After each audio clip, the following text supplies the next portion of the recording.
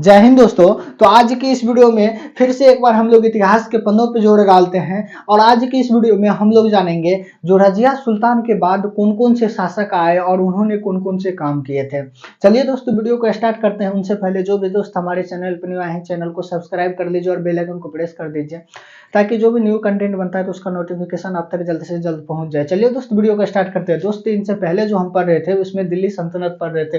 दिल्ली सल्तनत में हम लोग जाने थे जो दिल्ली सल्तनत जो है पूरे भारत पे 300 वर्षों यानी 320 वर्षों तक शासन किया था। और जो है दिल्ली सल्तनत जो है गुलाम वंश में जो है 1206 ईस्वी से लेकर 1290 ईस्वी तक गुलाम वंशों ने शासन किया था। और गुलाम वंशों में कुतुबुद्दीन ऐबक ने शासन कर लिया था, इनको हम लोग जान चुके थे। उसके बाद आहराम शाह आया, उसके बाद इल्तुतमिश आया, उसके बाद रुखसेदीन आया, उसके बाद रजिया सुल्तान आया। और हम लोग जो है रजिया सुल्तान के बारे में जान चुके थे जो आखिर में रजिया सुल्तान की कैसे मृत्यु हो गई और कौन कौन से काम के थे रजिया सुल्तान, इनके बारे में हम लोग कल की वीडियो में जानकारी प्राप्त कर लिए थे।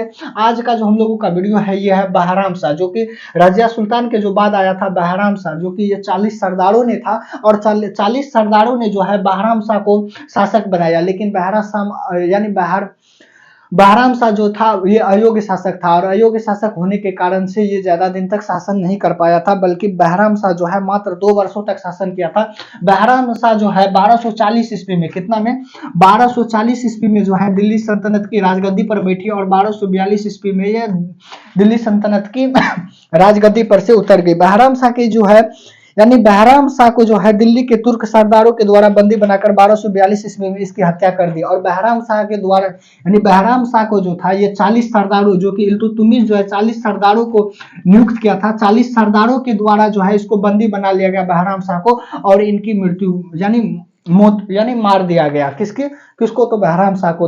तो किसके द्वारा तो 40 सरदारों के द्वारा। अब बहराम शाह के जो बाद आता है वे अलाउद्दीन महसूद शाह आता है, जो कि 40 सरदारों ने अलाउद्दीन महसूद को सरदार बनाता है, जो कि अलाउद्दीन महसूद जो है 1242 ईस्वी लेके यानी 1242 ईस्वी से लेके और 1246 ईस्वी तक शासन किया था। यानी टोटल मिला के इन्होंने 4 वर्ष ही शासन किया था अलाउद्दीन महसूद शाह। तो चलिए दोस्तों अलाउद्दीन महसूद शाह कौन कौन से काम किए इनके बारे में हम लोग जानते हैं। उतना कोई विशेष काम भी नहीं किया और विशेष योग्य शासक भी नहीं था, लेकिन जो भी था हम जानते हैं। अब यह जो है दिल्ली के गद्दी पे 1242 ईस्वी में बैठा। यह सिक्कों पर जो है बगदाद के अंकित यानी बगदाद के अंतिम खलीफा का नाम सर्वप्रथम अंकित किया था। और ये जो है अलाउद्दीन महसूद शाह जो है यह सिक्कों पर जो है बगदाद के अंतिम यानी बगदाद का जो खलीफा था उसका नाम यानी सर्वप्रथम अंकित किया था। यह अपना अमीर और हाजिब गयाउद्दीन बलबन को नियुक्त किया। अब ये जो है अपना सेनापति जो है बलबन को नियुक्त किया। किसको किया तो बलबन को नियुक्त किया। और बलबन जो है अब बलबन के षड्यंत्र के द्वारा 1246 ईस्वी में अलाउद्दीन महसूद शाह को सुल्तान के पद से हटाकर नरसुद्दीन महमूद को जो है गद्दी पर बैठा दिया गया। अब देखिए कहता है ना अपनी ही बिल्ली अपने से मियां। तो ये जो है अब अलाउद्दीन महसूद शाह जो था ये बलबन को जो है बलबन को सेनापति बनाता है। बलबन को सेनापति बनाता है, लेकिन बलबन जो है इन्हीं को षड्यंत्र करके और 1246 ईस्वी में इसको गद्दी से हटा देते हैं। किसको तो अलाउद्दीन महसूद शाह को। और अलाउद्दीन महसूद शाह को बलबन जो है राजगद्दी से हटा देती है और नरसुद्दीन महमूद शाह को गद्दी पर बैठा देती है।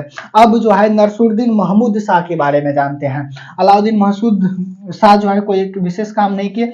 अब नरसुद्दीन महमूद शाह जो है ये 1246 ईस्वी से लेके कितना तक तो 1246 ईस्वी से लेके और जो है 1266 ईस्वी तक शासन किया था। 1246 ईस्वी से लेके 1266 ईस्वी तक शासन किया था। अब जो है नरसरुद्दीन शाह जो है कौन कौन से काम किए उनके बारे में जानते हैं। यह एक मृत्यवर्ती और कम खर्चीला शासक था। यह जो था कम खर्चों में ही अपना शासक को चलाता था और ये जो है टोपी बेच के अपना जीवन यापन करता था। अब ऐसा बात नहीं है राजा हो के जो टोपी बेचेगा तो उसका ये मैंने नहीं रखता।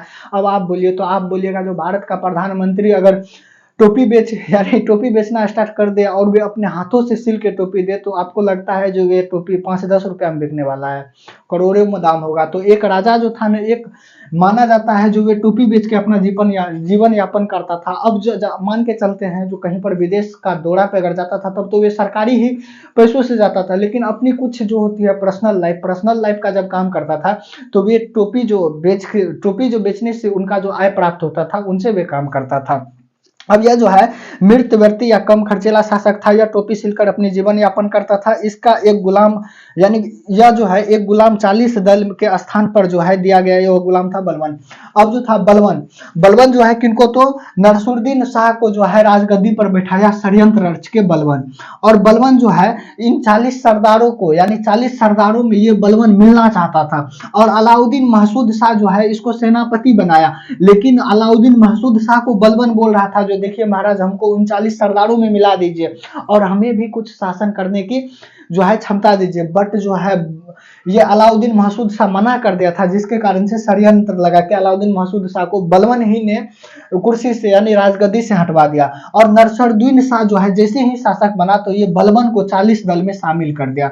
और बलवन को है 40 दल में यानी 40 सरदारों में जैसे ही बलवन को शामिल किया तो बलवन जो है करने क्या लगा, तो बलवन इन 40 सरदारों में यानी ये तो राजा से भी मिला हुआ था, बलवन जो है बलवन राजा से भी मिला था, उसके बाद इन 40 सरदारों से भी मिला था।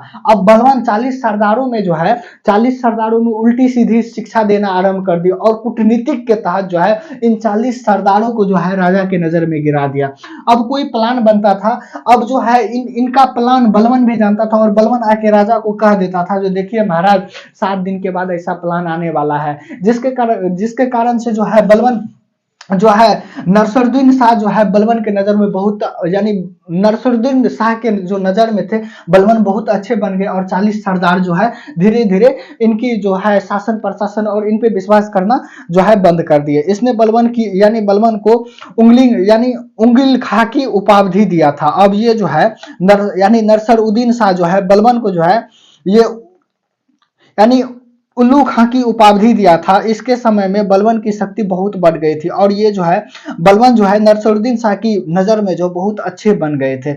उसके बाद इनकी मृत्यु है जो 1265 ईस्वी के बाद हो गया और इसका जो उत्तराधिकारी था गयाउद्दीन यानी गयाउद्दीन बलवन बना। अब जो था अब 1265 ईस्वी में जो है इनकी मृत्यु हो गई, यानी नरसरुद्दीन शाह का जो है 1265 ईस्वी में इनकी मृत्यु हो गई। और 1265 ईस्वी में जैसे ही मृत्यु हो गई तो इनके बाद जो नया शासक आया वे बलवन आया, जो कि बलवन वही जो 40 सरदारों में ज्वाइनिंग लिया था, वही बलवन जो एक समय में कहीं पर जो है सैनिक हुआ करता था और सैनिक से सेनापति बना और सेनापति से 40 सरदारों में गया और 40 सरदारों से जो है राजा भी बना, वही बलवन है। और इन बलवन के और ये बलवन जो है 1265 ईस्वी में राजगद्दी पर यानी इसका उत्तराधिकारी जो था गयाउद्दीन बलवन जो था वे 1265 ईस्वी में और 1286 ईस्वी में गद्दी पर बैठा था। अब कोई योग्य शासक भी नहीं था उस समय में, इसलिए जो है इन 40 सरदारों यानी 40 सरदार जो था इन्हीं को बलवनों को बना दिया राजा। और बलवन को राजा बनाने के कारण से बलवन में अब वे एक अलग ही प्रकार के जोश जुनून जाग गए थे। और इनकी मृत्यु जो यानी अब नरसरुद्दीन शाह की जो है मृत्यु 1265 ईस्वी के बाद इनका उत्तराधिकारी गयाउद्दीन बलवन बना और इसका जो नया उत्तराधिकारी बना वे बलवन बना। यह दिल्ली के गद्दी पर 1246 ईस्वी में बैठा। अब जो है ये जो बैठा था, अब गयाउद्दीन महसूद शाह जो था वे दिल्ली के गद्दी पे 1246 ईस्वी में बैठा था। अब गयाउद्दीन का मकबरा सुल्तानगढ़ी में अभी भी देखने को मिलता है। अब गयाउद्दीन यानी गयाउद्दीन जो था नरसरुद्दीन का मकबरा जो है सुल्तानगढ़ी में अभी भी देखने को मिलता है। उसके बाद जो नया शासन आया था वे बलवन आया था और बलवन जो है 1266 ईस्वी से लेके 1286 ईस्वी तक शासन किया था। अब जो है हम लोग कल की वीडियो में जानेंगे जो बलवन कौन कौन से काम किए थे और कैसे किए थे। और उनके बाद जो है हम लोग कल जो है पूरे गुलाब वंश के अंतिम शासक के बारे में जानेंगे। उसके बाद खिलजी वंश आएगा और दिल्ली सल्तनत में ही खिलजी वंश की स्थापना होती है। अब नेक्स्ट वीडियो में हम लोग खिलजी वंश तथा गुलाब वंश के अंतिम शासक के बारे में जानेंगे। जय हिंद दोस्तों, अब मिलते हैं नेक्स्ट वीडियो में। प्लीज चैनल को सब्सक्राइब कर लीजिएगा और कमेंट में बताइए जो कैसा लगा ये वीडियो।